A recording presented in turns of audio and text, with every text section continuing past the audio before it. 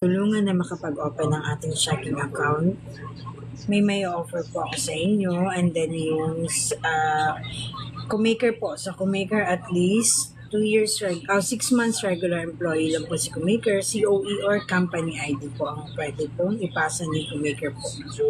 So sa mga naghahanap po ng salary loan, pwede po kayo mag-comment sa aking comment section or nasa screen ko po ang aking details para i-send ko po sa inyo yung mga full details ng ating salary loan po. Pwede rin po dito directly mismo sa aking TikTok account po.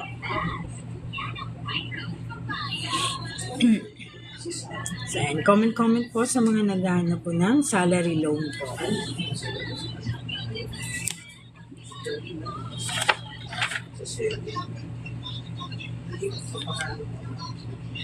Ipasahan po kami this coming